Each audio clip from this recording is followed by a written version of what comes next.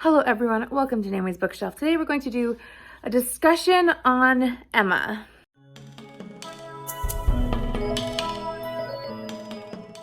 So Emma by Jane Austen is probably maybe not the least favorite of Jane Austen's novels, but one of the ones I have had the hardest time with.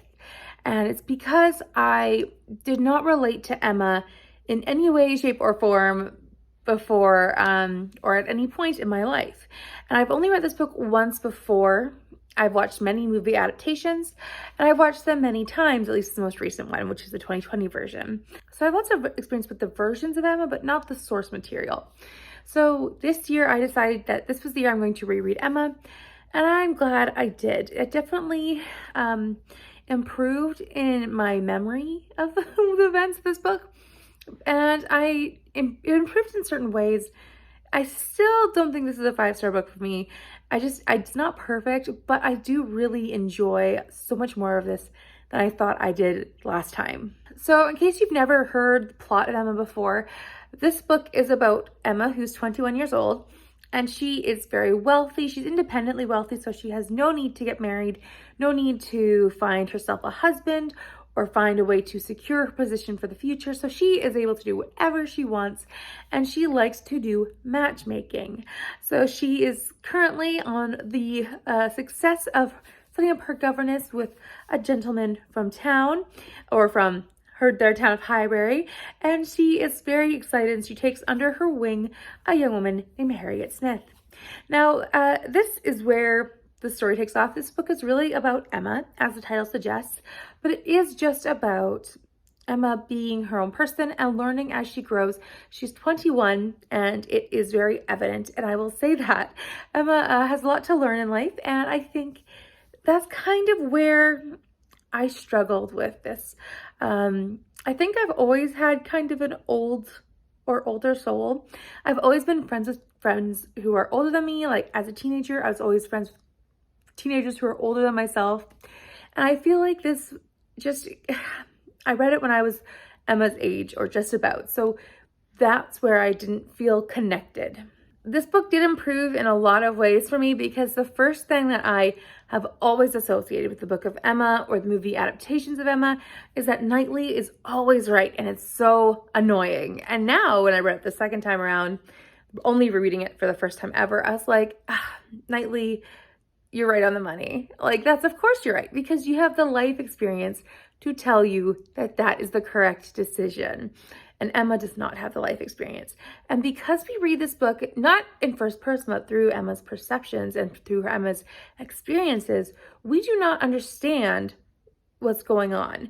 And I feel like Emma's perceptions is what this book is all based through. So we see certain events like the farmer, Robert Martin. We see him through Emma's experiences and through her ideas of what he as a farmer looks like, instead of what he probably is. I also really liked how this changed my idea of what this book actually was, because this book, I don't know what I thought of this book before. I think I just thought this book as like a matchmaker book. But really, this book has a lot to say about class and classism, and how different people can have different opinions on class, and how it can really matter to certain people, and especially during this era. And I think it's really interesting compared to Jane Austen's other books, which still talk about class, but I think this book is really prevalent with the classism and how it talks about it and discusses that quite prominently. Obviously, a big theme in this is relationships. I do think that the relationships in this are well thought out for the most part. There's one relationship that I made a whole discussion about. I will link it for you, in which I talk about the villain, or my thoughts on the villain, who I think is the villain in this book, and the relationship surrounding that person. I'm not going to spoil that in case you've never read Emma and you'd like to not know who I think is the villain yet. So I will link that video, because it's not a spoilery title at all. But I definitely think that this book has a lot to say about relationships father to daughter, as Emma and her father have a very interesting and loving relationship. Also among siblings, as we have Emma and her sister and the Knightley brothers. We also have friendship as the young women are together. And we also have obviously marriages, and it's very interesting to see all those relationships, you know, working together in this town of Highbury. I think another thing of note in this book is that this book is pretty like one town. I feel like in all of Jane Austen's other novels, they all travel to a certain extent. So like in Northanger Abbey, Catherine is traveling from, you know, her little town to Bath, and also in Persuasion we have them traveling to Bath for another reason. But we have traveling, you know, Lizzie travels in Pride and Prejudice, and like they're just traveling around and around. In this one, they're just staying in Highbury, which I think is very interesting for this book. Maybe that's why it feels different in some ways for me, is that it just feels like they're just sitting in one location, and it's fine, it's just as great, but at the same time it's different because people are leaving Highbury, but because Emma never does, we don't with her. We stay there, and it's interesting. Just a note that I don't know if it impacts my experience of reading it, whether I like it or not, but it's just something that's curious maybe. So let's go into spoilers here. Just some things that I really want to talk about. So the first of which is that I noticed a very distinct connection between Mrs. Elton and Emma.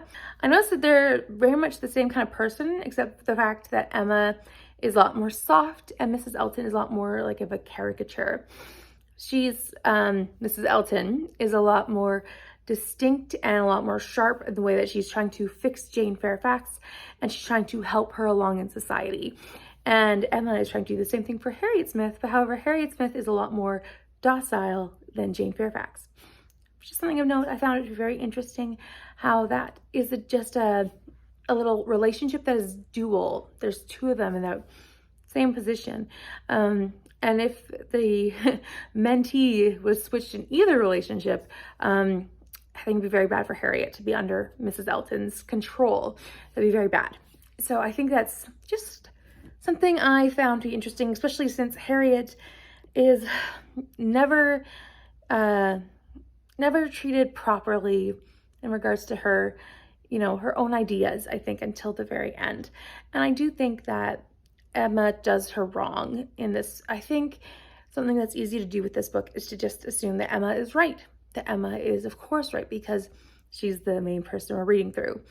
But also I think it's easier to assume that she's right because she is the wealthy person who has all the schooling, and that's not correct either. Emma does something that Mr. Knightley points out very early on, and that is that Emma is going to raise Harriet above her class and above her status in the world, and that Emma will be putting Harriet at too high of expectations. And I think that's fair, because obviously we don't like class, and we don't want classism in our world, and it is a problem in our day and age, but it is not the same problem as it was back then. Back then it was a very huge problem, and Harriet, being the illegitimate daughter of who knows who, had no chances. She had no prospects, and she literally had nothing to recommend her to anybody. So the fact that Robert Martin wanted to marry her was impressive, and the fact that it was something incredible, she should have just snatched it up, because first of all, she liked him. That's a big deal, because it's not just conniving and it's not just malicious that she's accepting him. But I think it's also really important to note that Harriet, she was a simple, humble girl, and after that she started to go for Mr. Knightley at a certain point, and that is the highest you could go over there in Highbury. And I think that speaks to what Emma had put in her mind as what she could deserve. And not that Mr. Knightley she's not deserving of Mr. Knightley, but there is a level of classism that's discussed in this book, where if you aren't of a certain class, it's really hard to marry up. It's just really difficult. And Ellie Dashwood, she has a massive YouTube channel. I will link her down below in case you're wanting to find out. She has a bunch of videos about the class system and how people would work their way up the system. And Harriet had no way of marrying that high up without a pure, unending love and devotion from a potential partner. And for Emma to raise Harriet's standards to that high of a level is just ridiculous. And I know that that was very clear when Mr. Elton decided to not marry her. And he said that lovely line about everyone has their levels. Just so interesting that Mr. Elton's a jerk, but he's not, I think he's also a very interesting character because he never explicitly states who he's courting and trying to get to marry him, but he's also obviously not going for Harriet when he makes comments about her wit. And it's just unfortunate that Harriet is always with Emma, because if she wasn't, he'd be able to make it more clear. I think he's just, because we're seeing it through Emma's eyes, he looks a lot more malicious and a lot more evil intending than he actually is, because anyone could see that he was courting Emma. The Knightley brothers could see, everyone could see, and I really love that John Knightley could see that instantly as soon as he walked up. So I like that. It was very obvious. And Emma just didn't care to see. She wanted to see what she could see. She wanted to put him with Harriet, and that was all she cared about. But she didn't care about the class system then, but she cared about it later when Harriet was going for Knightley. So it's just, it's very interesting how she has these decisions in her mind about what class system goes for what and how those apply to her matches and how that works. A big part of this book is also the coming of age for Emma and how she realizes that she's quite immature and unknowing in the world. And then she slowly gets to understand what Mr. Knightley means in all the different ways, and how she understands that his rebukes are very helpful, but also that means that he cares about her. And I really do love the proposal scene in this, because the movie of the 2020 version is not good. Do not like how he tells her he loves her. Do not like how they add the nosebleed. No thanks. But I do like the after part. I think that that's a fun one with all the screens in the movie. Side note. But I do think that the relationship is very interesting in here because it is such an age gap, but it is well developed enough because we see it all from Emma's perspective. So I think that that helps. Although with Emma being her perspective, it can be very frustrating sometimes just for me to read this and see how she feels about everything. So I was very frustrated while reading this book about Emma's perspective on stuff. But Jane Austen can still write an amazing book with an annoying perspective for me, because she just needed to grow up. She needed to understand it was not all about her. She also needed to understand that she was not all-knowing, and that she was not in charge of people's love lives, and that she made people fall in love with other people. There could be consequences for it. And I think she figured that out decently into it. I also thought it was very interesting how everyone thought that she was falling in love with Frank, and she was completely over it. But I think she realized the danger of that, because if she had fallen in love with Frank and he had not been honest with her like he wasn't, then she would be in the same boat as Harriet. I think she kind of started to realize the danger of that, unless that's just me projecting onto the story. Mr. Woodhouse is also one of my favorite characters in here. There's just the way he's always concerned with sickness and with so many different levels of illness and needing to call Mr. Perry. Also the way that the children were eating cake at the beginning scene. And he's like, no way would Mr. Perry let his children eat cake. Just too funny. Mr. Woodhouse is hysterical. And I think he's just the funniest person in the book. Miss Bates, though, is also great. Massive long monologues, but still wonderful. And I think that she just needs extra compassion and sympathy, because she is definitely someone who just needs an extra helping hand in life, as she is definitely poor and single and not going to be able to have anything as she continues to grow older. I think that's all I have to say about this book, because I did have like a 10-minute video discussing who I think is the villain of this one. So I'll send you over there if you want to check out my thoughts on who the villain is. And I will let you know now, since we're in spoilers, I think it's Frank Churchill. So it was a 10-minute video on why I think Frank Churchill's the bad guy. And I will let you go head over there. And I'd love to hear why you don't think he's the bad guy over there. But I did think, because I have this little book of Emma and emotions, I thought it'd be fun to read it. So you don't have to watch this if you don't want to, but this is the fun part. I think that it'd be just fun to show you Emma and the emotions that are in this little cute children's book, because it's just so sweet. So in this first page, it says Emma is excited. I love how the colors change with each one too.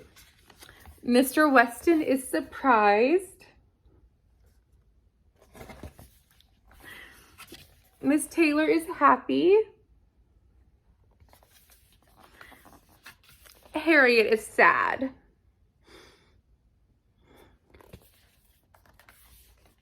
Mr. Woodhouse is bored.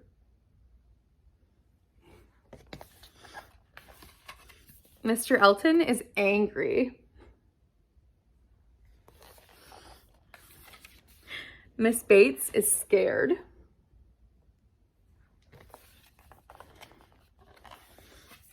Frank Churchill is amused.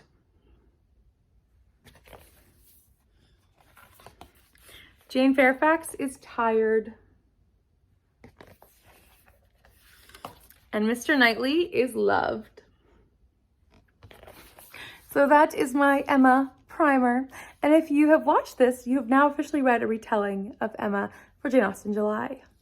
So thank you so much for watching. Please let me know down below any of your thoughts on Emma, the book, any of your favorite themes or characters. I love Mr. Woodhouse. He's one of my favorites. I think he's just hysterical. I really love Mr. Knightley now because he's not just perfect. He's not a perfect man, but he is right because of life experience. I've discovered that now. So that's definitely improved on my reread, and I'm very happy for that improvement in my learning of this. So please let me know down below. Who's your favorite character? Why? Also, if you would like to like this video if you enjoyed it and subscribe if you're new here. I will see you next time. Bye for now.